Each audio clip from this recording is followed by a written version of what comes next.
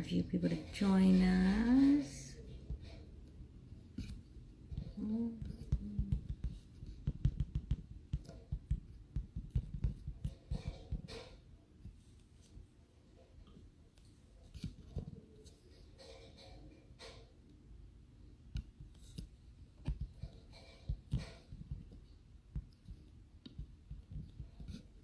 Hello, hello.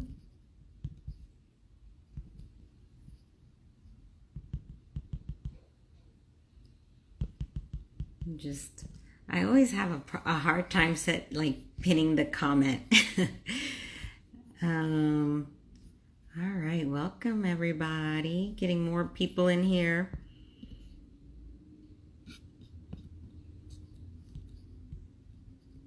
I'm so excited for today's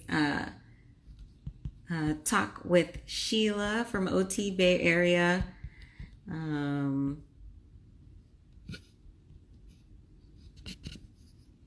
Let's see if we can get her in. Hi, Mandy. Good to see you.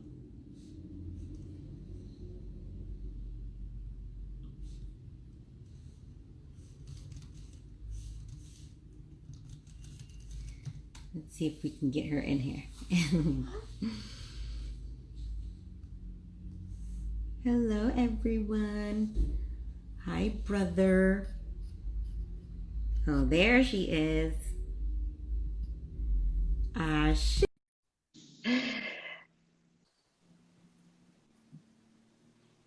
Yes. Okay.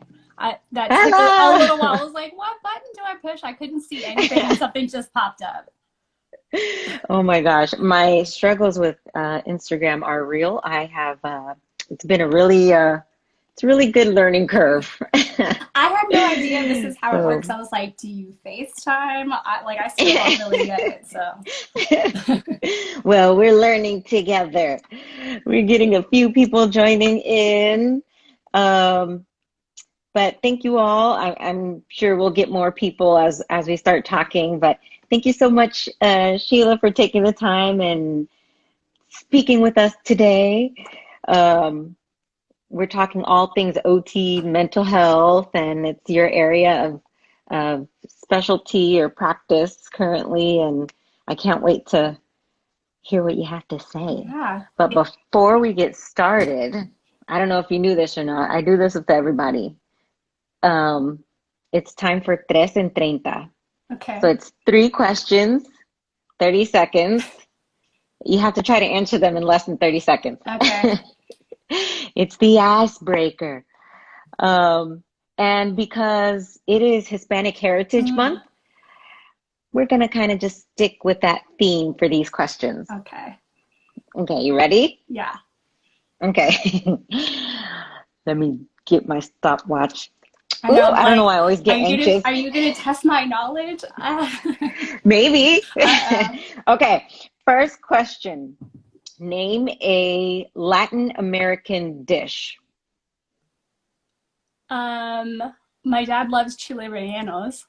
Okay, Yeah. okay.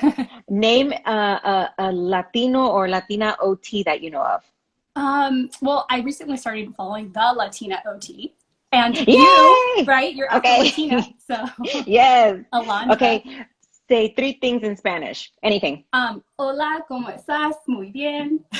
You said that was more than 3 things. ¿Cómo estás? Oh, That's 2. a Muy phrase. bien. Yes. That was great. 26 seconds. Yes. Okay. Those questions were, I feel like those questions were kind of, you They had to were think easy. about it. You totally threw me softballs. Okay, so let's get into it. I'll let you go ahead and introduce Okay. yourself and so everybody knows who you are. Yeah, so I'm Sheela, and I'll say my last name because it's really hard to pronounce for most people, but it's pretty easy. Sheela Ivlev. I'm an occupational therapist in San Francisco.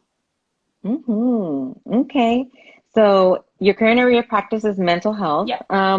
How did that come about? Did you always knew you wanted to get into mental health, or how did you Yeah, not at end up in all. this?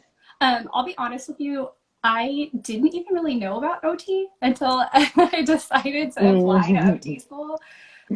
So I actually, I thought I wanted to be a PT. I mean, I had this like career before I did any of that.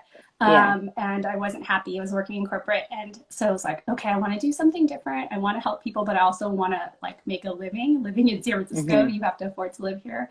Yeah. Um, Just a little and bit. yeah, and so while I was doing my research for PT school and actually doing my hours in classes, I found OT, and Mm-hmm. I like did my hours with OT and PT together, and I was like, OT is it's it, like this is it for Yeah. me. And I thought I wanted to work in peds. That's what I Oh, wanted to do. okay. Yeah. And I went to San Jose State, and they have on campus clinics as part of Hmm. your level ones. So I did a peds clinic, thought it was great, totally excited about it. And I was my very first field work, I was placed in an outpatient partial hospitalization program. And like that Okay. was it for me. I loved it. And so everything I did, I Mm, kept going back to psych, and adults are my population. So yeah. yeah. Yeah. So totally Nice. didn't have a clue that's what I was going to do. So you're like, like I would say like the 99% of us Yeah. who like didn't know what OT was, Yeah. found out about it later in life, Yeah. and then transition. It's interesting how, that always happens. It seems like we always kind of go in with a plan of like, or some of us just don't really know of what area we're interested in working in. And then we start school and end up in field work and they're like, this is not what I thought it was, Yeah. or this is way more interesting than I thought it was. Yeah. Because I was definitely like neuro, acute, like I was just like veterans. I wanted to work with my Yeah. veterans. I wanted to work in the VA hospital, and I wanted to do just more phys biz. And I did my rotation in the VA hospital, and I loved it. But then I was like, I don't know how traditional I am. Right. Like, I don't know that I could be, I'm just not traditional by any means. And that's why I work with horses now. Yeah. Um, um, I was kind of going through your webpage and reading up a little bit about your mission and your values. And you spoke a little bit to like equity being Mm-hmm. very, one of your values. Appropriate healthcare is a right, not a luxury. I love that. And then your responsibility to help break down barriers to care, including availability, affordability, and accessibility. Um, and I feel like the health disparities um, that we see in mental health are some of the barriers that we're kind of working against. So, can you speak a little bit to some of those barriers that you're trying to break down and Yeah. making this accessible? Hmm. Yeah. So, I mean, the barriers are intense, and so like all of this data, you can just Google it if you just look up like racial disparities of health. Hmm. And obviously there's other intersectional communities as well. And so really it's like systemic racism is one of like the main historic barriers, Hmm. right? And so for various reasons, people aren't able to access or get appropriate healthcare services. And so Hmm. there's a ton of disparities with like physical health conditions, but Right. mental health, there are even greater barriers. So, you mentioned all of them, right? Just one is actually just awareness, people knowing what's available to them. Hmm. And then like access, what's near you, who is available, do you have insurance, can you afford it, all that kind of stuff. And with mental health, there's stigma. And so Right. there's stigma just for having a mental health, like a mental illness or having mental health issues. And then when you go into various communities, there's cultural components, right? Yep. So my parents are from India, and anyone that's listening in or is familiar with Asian cultures, like you just don't even talk about it. So if you don't talk Yep. about it, you may not even recognize what's going on with yourself. And there's a lot of shame with talking about it or trying to seek help. And so, each community has their own special or unique stigmas that are in addition Hmm. to all of the other barriers out there. So with mental health, it's basically amplified. Those barriers are even greater for people to be able to access. And then there's Yeah. also just the fact that, most of us that are in OT know this, we're over 80% white OTs, right? Predominantly female OTs. And so with mental health, people have lots of past trauma, lots of issues, maybe with trust, sometimes even with like medical providers. Mm-hmm. And so it's sometimes hard to relate to people that don't know your background, you know? Yeah. So, Yeah. yeah, so lots of barriers. Yeah. Yeah. You spoke on a few that Yeah. I'm like, I think most of us are kind of aware, but just hearing it, Mm-hmm. really just kind of helps to put things a little bit more in perspective. For sure, the cultural aspect, in the Latin American community, or I should just say in my culture growing up, mental health, going to see a therapist, like no, Right. that's not a thing. Like, Right. who does that? Like, Right. you don't need that. Go and work or something.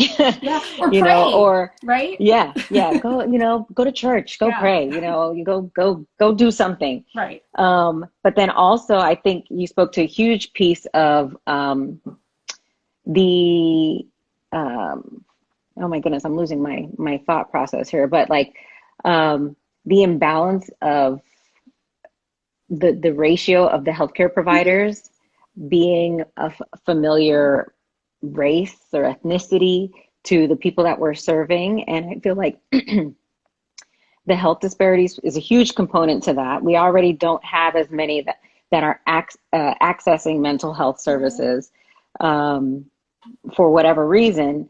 And then when they do, they don't see themselves reflected in the people that are Yeah. providing the care, Yeah. which in turn, can create some challenges with rapport building and things of that nature, and feeling safe or relatable, like the therapist understands or can relate to, Yeah. or really even just take their, culture or their background into consideration when working with them. Yeah. Like And I really, think sorry. it's a challenge. Yeah, no, Yeah. yeah, go ahead. Well, I was saying just really feeling heard and seen as a big one. So Mm-hmm. people who are able to overcome those barriers and find a provider, it's, sometimes the harm's even worse when you overcome those obstacles, you find a provider, and you're vulnerable, you're putting yourself out there, and you feel dismissed, or you feel Yep. ignored, or you feel unseen, and Mm-hmm. that creates even less trust. Yeah. So Yeah. it's hard. There's definitely no easy solution to it. It's going to take a long time, but just Mm-hmm. recognizing that people, we can't change the demographics of providers immediately. It's going to take a lot of time and education, but people can try to better understand the populations in their communities, right? Yeah. Yeah. And I think that's a little bit that I want you to kind of speak to as well, like bringing OT back Yeah. to mental health, because I don't know of that many mental health OT and mental health, that are currently in this setting. I mean, I found out of a few because one of my fieldwork settings was in a mental health, like a acute lock psych unit and day programs. But I think we both were. I think it was at the same place. I feel like we had this yep, conversation. Yeah. yeah, yeah. And so it's like, but other than that, I didn't really know Yeah. any other OTs in mental health. And I had a hard time in school making the connection of like, how are we OTs helping in the mental health setting? Like, what are we really changing? And I think it's because I'm so like concrete. Yeah. I'm just like, okay, if I do this, I'm expecting this progress. But in mental health, it's not as clear cut and dry. Right. And it's almost like, I mean, there's just way more to it that I didn't really know or understand. But I love mental health. At some point, I think I'm going to go back to it.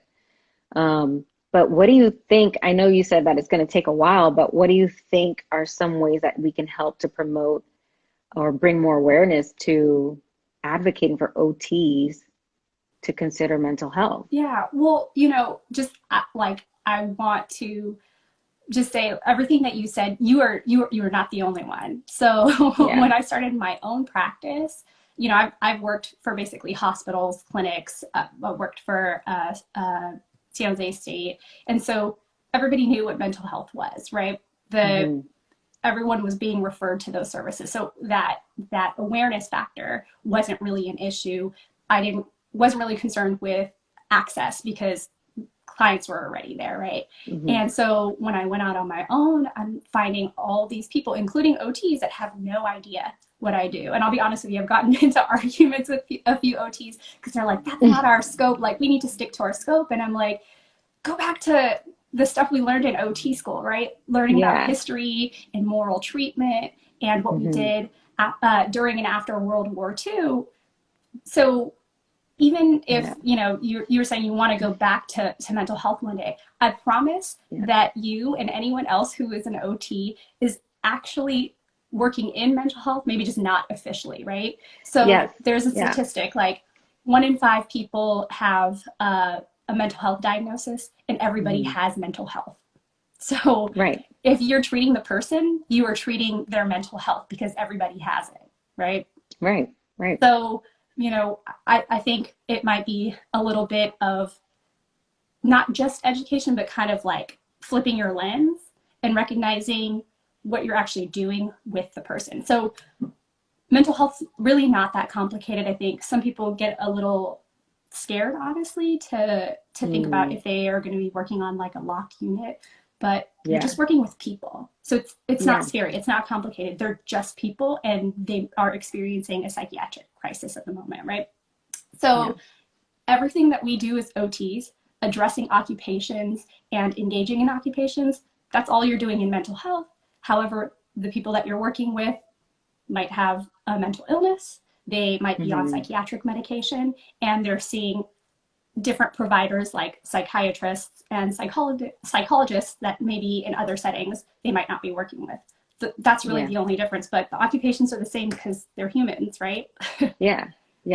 That's one thing that I took from that fieldwork rotation in mental health, is that you literally, it doesn't matter what setting you're in, you cannot separate a person's mental health from their physical ailment or diagnosis or condition. Like, you have to, I mean, as OTs, we have to take the person in as a whole, right? That's our holistic approach, is like, it is this person as a whole, and viewing their social, cultural, like taking all of that into account in order to help them achieve their occupational, their goals. Right. And so, or helping them increase their participation or engagement in these occupations. And so, I just take that with me. Like, you cannot separate, even when you're working in pediatrics, like sometimes they're having a bad day. Sometimes they had a, encounter in school with a friend, or, and they'll come to therapy and they're like a completely different kid, and you're like, something's going on,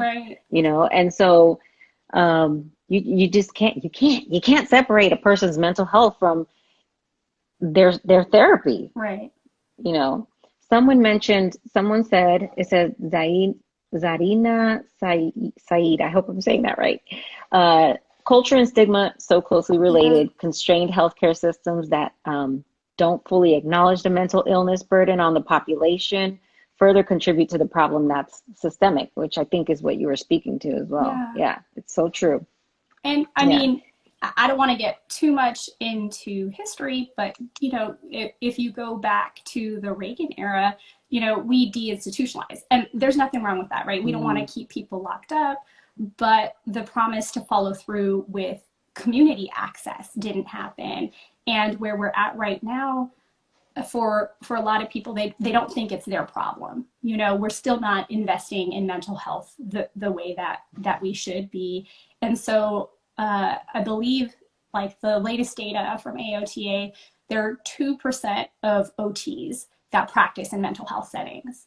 And so over the past 5 years, that, it was higher than 2, but the number's been steadily declining. So, you mentioned, what are some things that we can do? So obviously, like, having these conversations, helping people recognize we are in mental health. So wherever we're working, we're kind of creating that niche for ourselves. Like, I do address this area, right? Like, I can do this, but also we need to do more really politically to make sure that we are included in services, that there are more services to address these issues within our populations, because it's real, right? Even if if you look at the statistics, they're based on people that are getting access and being diagnosed, right? The people that are having Hmm. these issues that are at home and that aren't getting any care for it, they're not being counted. So Right. whatever Right. data we see, it is way higher. And because of COVID, like it's exponentially going to grow. And we're going to find out months from Hmm. now, really, really how bad it is. And so Yeah. we need more mental health OTs because we address everything, right? Like we address Yeah. the physical aspect, we address everything that's important in somebody's life. We actually do. I don't want to say we're better than or do more or anything like that, but we address more areas of a person's life than Hmm. traditional psychotherapists do. We do Right. different things. So we need to be working alongside psychiatrists and other therapists. Like we need to carve a space for ourselves there, and Yeah. that part becomes political, right? We have to make Yeah. sure I that feel there's like it's, funding for it, yeah. positions, and people need to know, like we talked about, people don't know what OT is. People need to know what OT is. Hmm. People need to know what OT does. So we should probably start with ourselves in understanding what OTs do in mental health and what our potential is, and then expand it, Yeah. to the rest of the world, basically. Yeah. Because we're the bomb. Yes, Just we saying. are. We do everything. Like I get bored pretty easily, and I'm not bored, no regrets with being an OT because you can do anything and Yeah. everything, right? That's what I love Yeah, about being an OT too. I feel like we're kind of like the same yeah, yeah. because same. Um, there was something I was going to say and I lost my train of thought. But well, let's go to Zarina also commented. She's in South Africa, and she mentioned that the community approach is something that is being discussed in relation to mental health OT, and that our role is being recognized as a significant contributor to what happens after acute. That's great. Yeah, that's amazing. And that's happening in South Africa, but it's not happening here. And I think, Yeah. our communities are different, right? Community approaches aren't as common. We're a lot more individualistic here. Hmm. But, I'm sure this is the same for you and your family. With my family, it is the community approach. Like we barely Yeah. focus on the individual, honestly. Yeah. So that's definitely the way to go. Yeah. That's amazing. That's great. I think I remember what I was going to say now. Um, the advocacy piece, I think, is going to be the huge Hmm. thing for us because, I mean, there are healthcare providers that work in the same space as us and have no idea what we do. Yeah. So it's like, how are we going to begin to even advocate for mental health when people still don't even medical professionals don't know what OTs do, Right. And I mean, I've had to kind of educate people on the fact that OTs do work in mental health and kind of advocate for our role in that space because, you know, whenever you talk about mental health, people automatically go to think of psychologist, Right. psychiatrist, you know, but although that's a huge component, and I think it's very important to have that available to them, I don't know that they are engaging these individuals in occupations or helping them participate or engage in occupations in the way that we do. Right. And so, a lot of these mental health diagnoses, people don't want to do anything. They don't want to leave their house. They don't want to get out of bed. They don't want to. They don't want to engage in their IADLs. Some of them don't even engage in their ADLs. And so, it's a huge area that I think we could really. I mean, not really, not could. It's a huge area that we are, a part of that we can provide care for. And Right. the fact that people don't know what we do is that's a huge problem for me. That's why I Yeah. like to do these kind of videos and just talk about, the different settings in OT and different practitioners so that we can get a better sense of how well-rounded our profession is and Yeah. what we can do um, And and in our I'll profession. hopefully there are some researchers on here listening. OT is very evidence based, and I actually had a Hmm. conversation with a public health official recently And I was explaining the benefits of OT and where we can fit into some of the city programs in my city. And he was asking about data, right? And, Mm. you know, you need that data to back up why you can do what you can Right. do. And so, you know, that's definitely a place to start. And that's definitely a strength for OT and occupational science, right? So, you know, that would be a good place to start. You know, you can hold in services, you can post stuff on social media, but you can't Mm-hmm. make big changes. Like realistically, um, at the institution level, it needs to Mm-hmm. make financial sense, right? Right. They're not Right. gonna do it just because you're anecdotally saying these are the outcomes. Mm-hmm. So we need that data to back it up. We need more OTs in mental We health need more and OTs in do mental health. And it's research. not too late to switch wherever you are. You are already doing it. So you can make it So official. she's like, guys, come to the mental health Yes. side.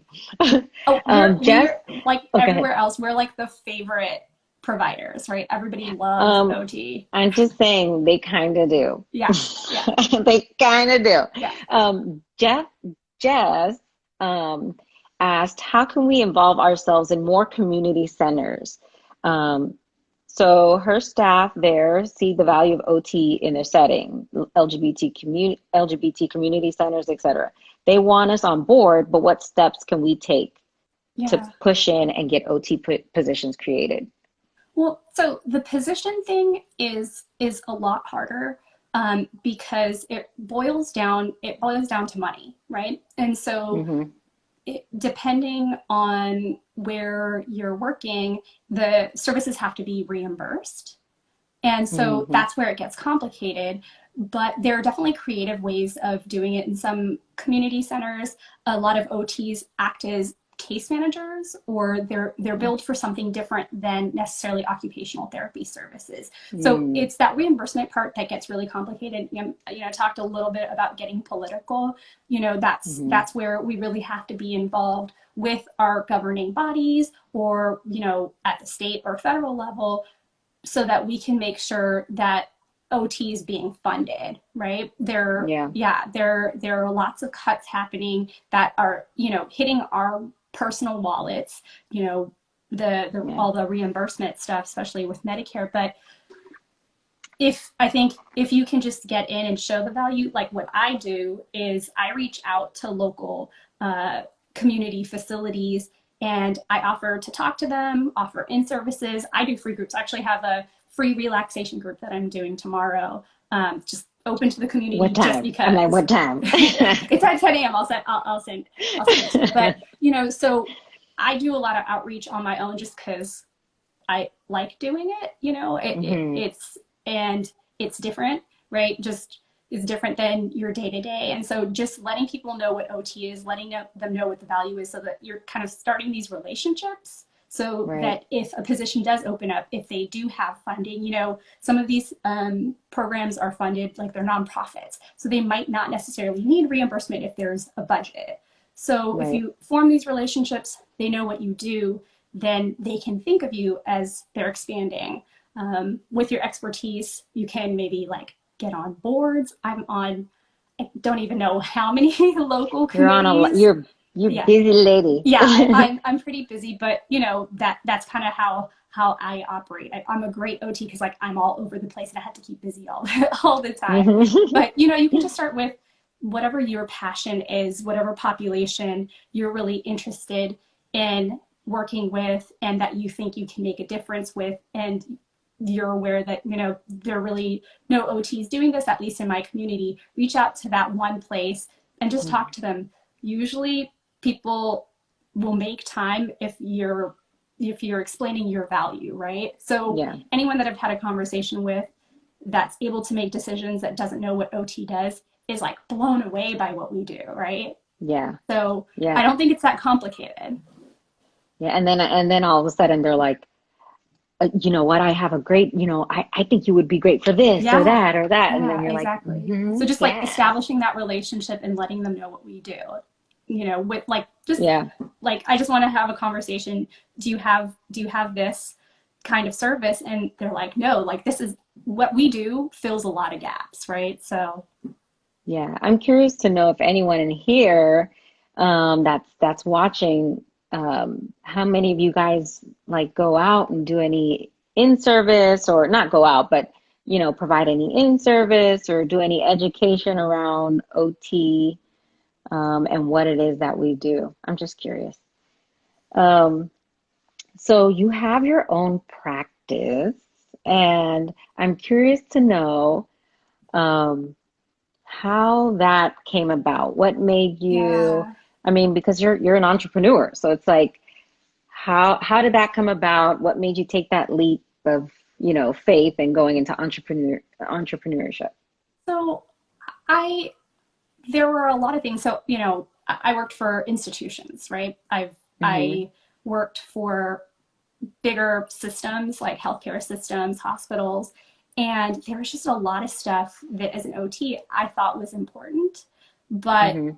it wasn't something that either I was allowed to cover or that was valued by um, either my department or like the hospital in general. So I volunteered a lot of time, right? I worked for Mm-hmm. free doing things with my patients that I thought was important because it was important to them. And Yeah. so there, this is the hard part. I'm the kind of person that I try to fix things, and some problems are just greater than myself. And so I'm Yeah. like, okay, for my own mental health and well-being, I need to move on from this. And so I started to notice trends. I started to notice values that I could add. And I was like, I have to do this on my own. I have to do it my way. I have to be my own boss. If I'm Yeah. volunteering time and I work for myself, it's no big deal. But if you're volunteering your time and you're working for somebody else, it could actually get you into trouble, right? Yeah. so Yeah. um, It's true. so I was like, in my head, three things stuck out. Mental health was number one. Just I felt like Mm-hmm. it was lacking, and the focus on wellness.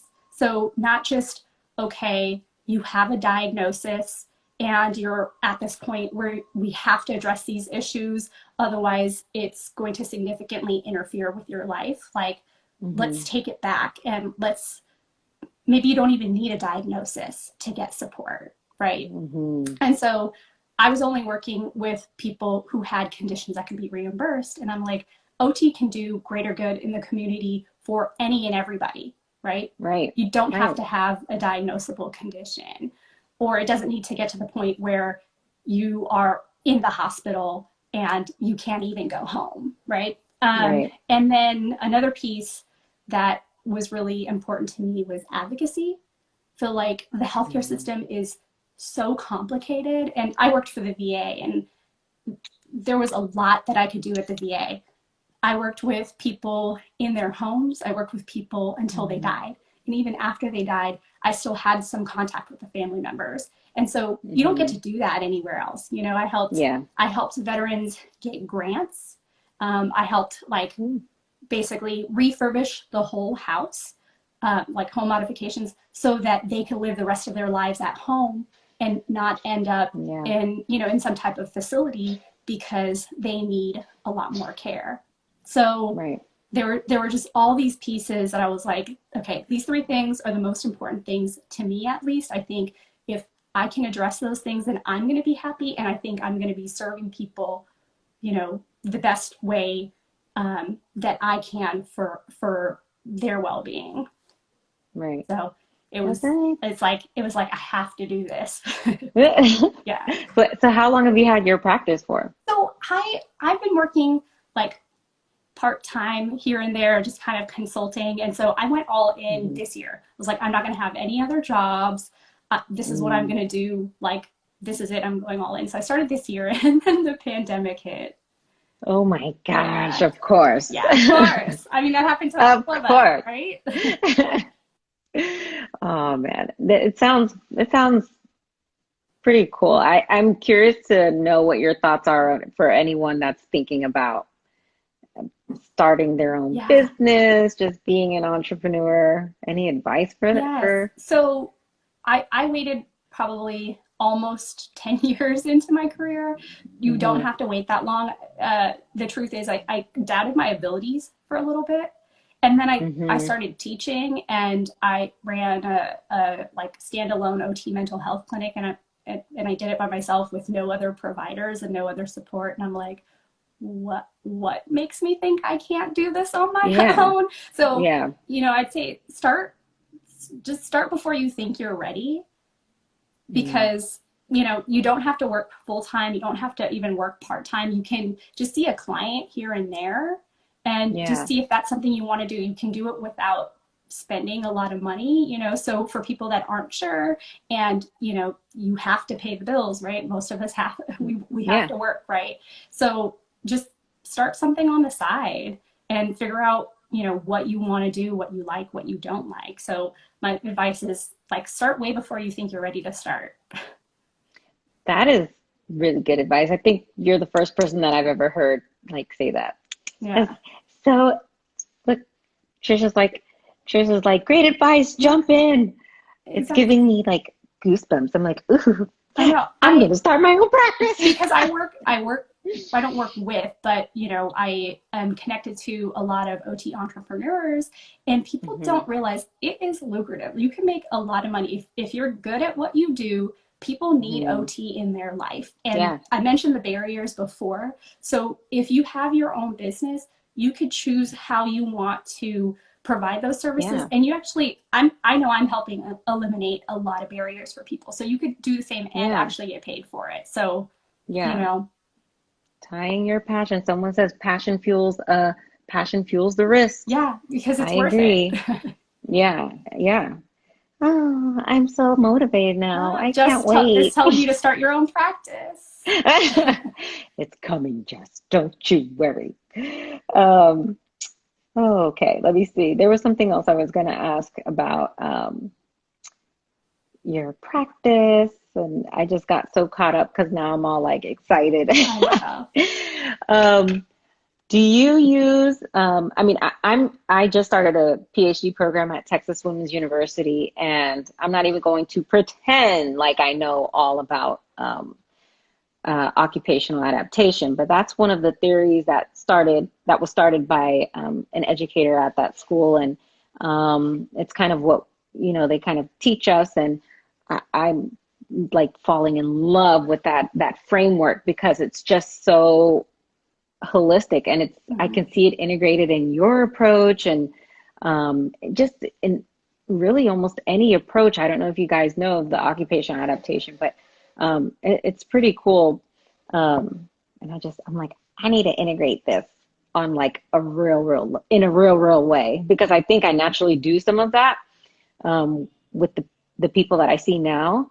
But do you have any theories or any frameworks that kind of help guide your practice? I mean, Yeah. you're kind of like, you do a little bit of this and that, and you've created your practice to be your own thing. But do you have anything that helps to guide the way you approach your So patients or clients? this is hopefully there aren't too many students listening, because this is this is going to sound terrible, but this is my opinion, and I'm not speaking for anybody else. This is how I operate. Those models and frames of references are really critical when you're still formulating, like, how you work, Hmm. how you are operating and how you're working with your clients. And after a while, it just it becomes a part of you, and you don't think about Yeah, it. So yeah. I don't even identify that I'm utilizing any specific models or frames, Hmm. but I'm also pretty non-traditional. Like I said, I Yeah, focus on wellness. So I'm pretty far removed from your traditional healthcare reimbursement model. And right. so that a lot of our models are based on specific ways that our system functions. And so Hmm. I actually take things from the fields of, like, psychology and Hmm. sociology. I try my best to really just meet people where they're at. And so I I probably do have models and frames that are guiding me, but I'm so Yeah, far removed yeah, from it that I don't recognize it, and I'm just kind of, I guess, living it. But also, I mentioned I'm all over the place. so yeah, so I don't yeah. take in only occupational therapy information.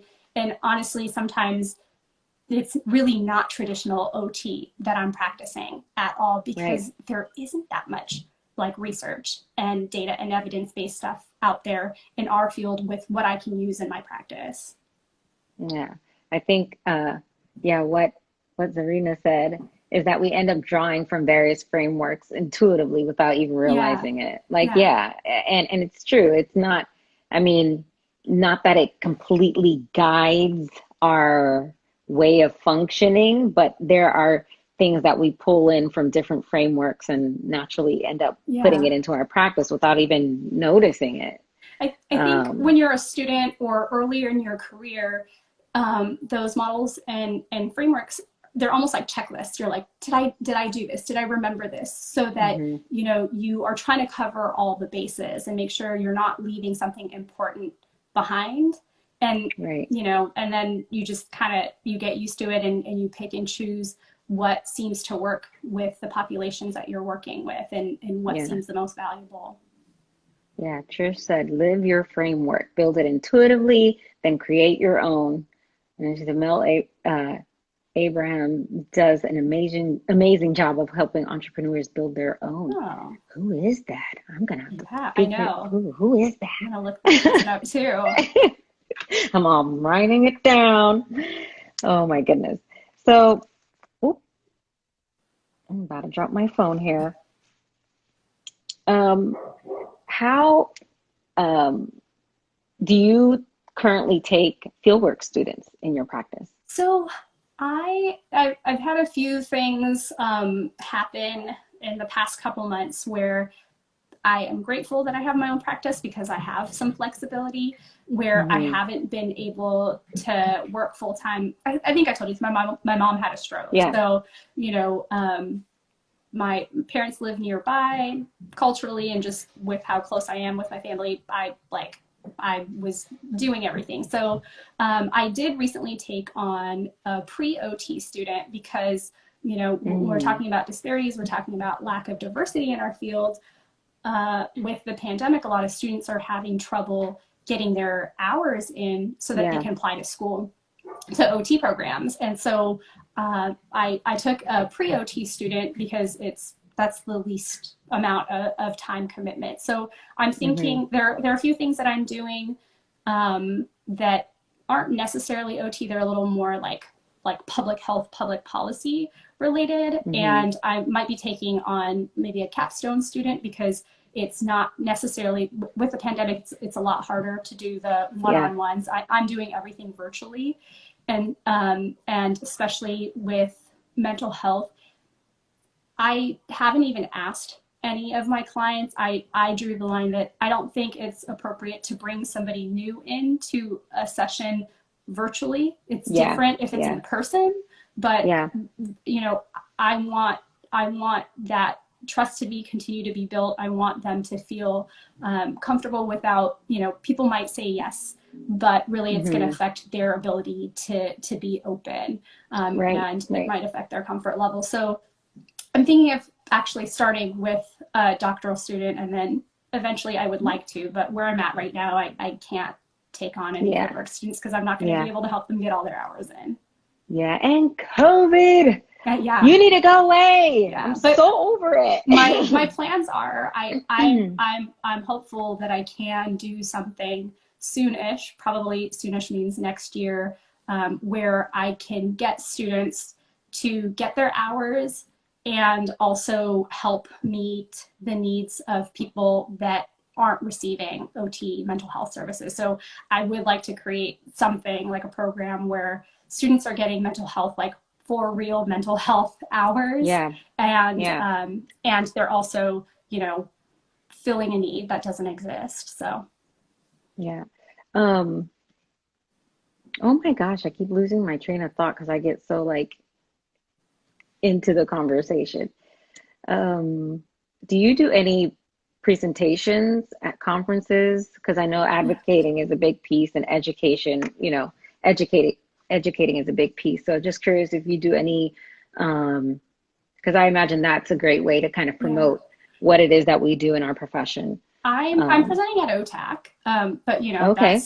That's an OT conference California. in Yeah. California. Yeah. Hmm. So I And will it's be, virtual. and it's virtual. Yeah. No, Everything is virtual now. the, It's crazy. it's in October, and our presentations were due yesterday. So Yeah. yeah. Yeah. So I am presenting there.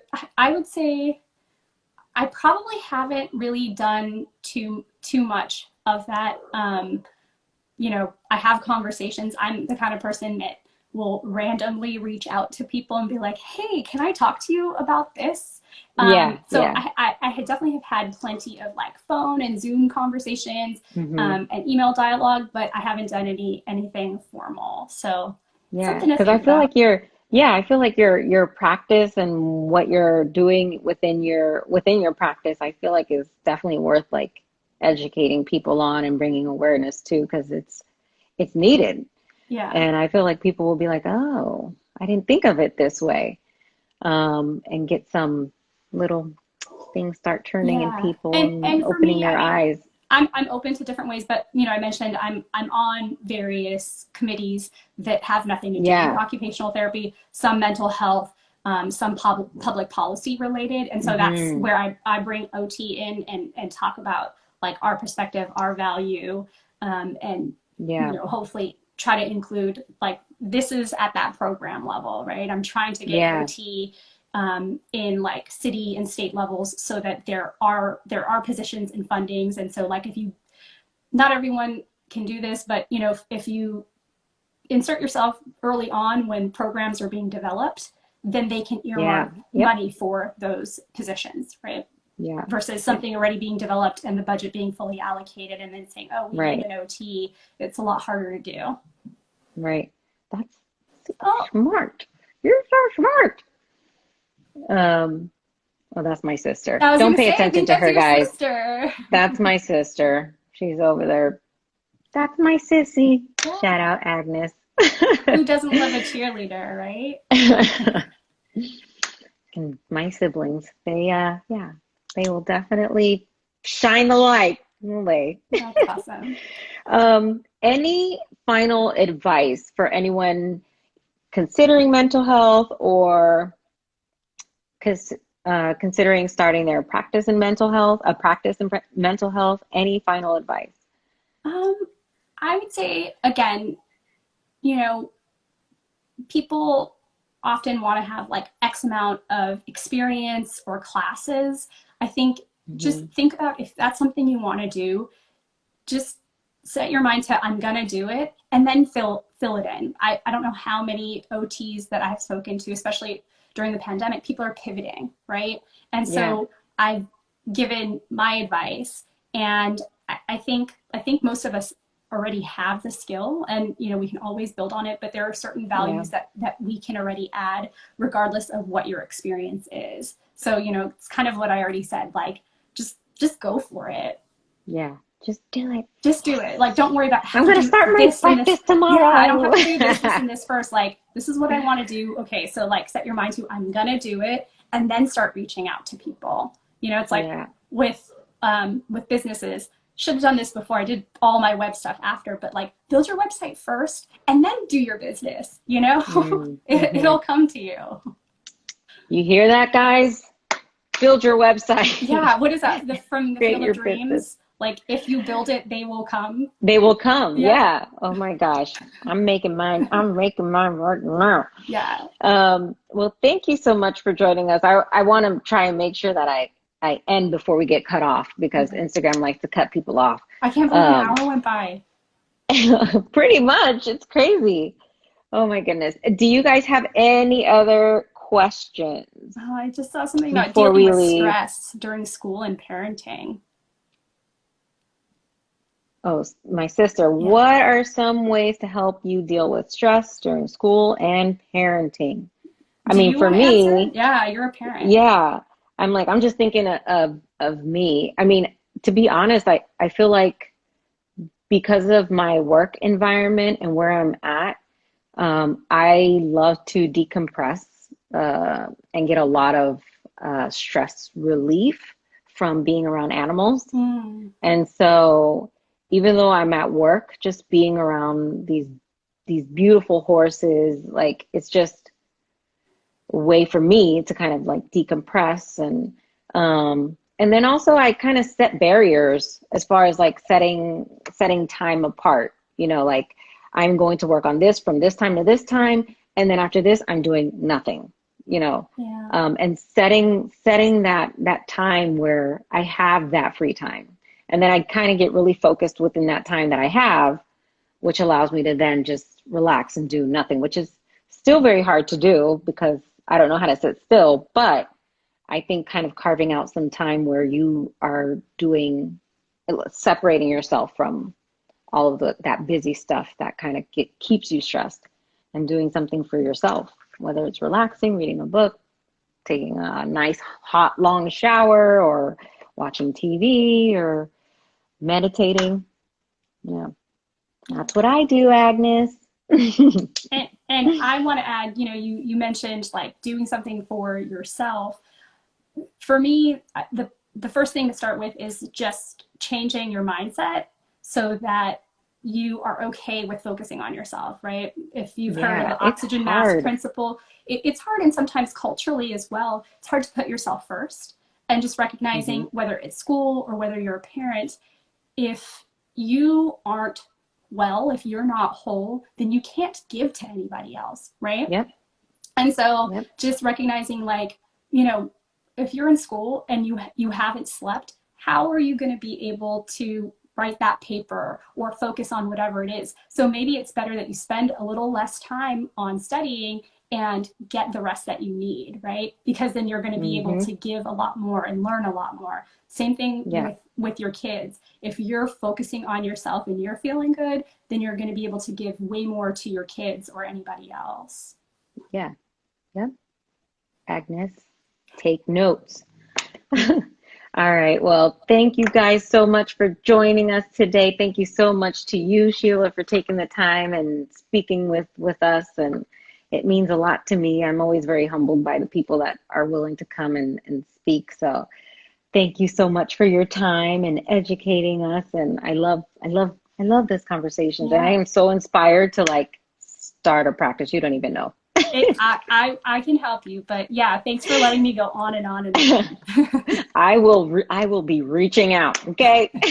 And is it okay to share the link for the group that you're doing Yeah, so tomorrow? I've asked people to email me and I can send the Zoom link. It's Okay. open. There's no strings attached. It's just open to the community. But I like people to email me so it's a safe space, right? Just Okay. it's kind of just like an added, just making sure that it's not. We all have heard of the Zoom bomb Yep. thing. Zoom So bombing. yeah, Yep. Nope. Nope. Nope. yeah. Nope. Nope. So So okay. yeah, so So you can share. I'll send you the flyer, but really it's just emailing me and I'll send you the Zoom link. okay. Perfect. All right. I will share that with everyone. Thank you guys so much for joining, and I will talk to you guys soon. Have a great weekend. Bye. Bye.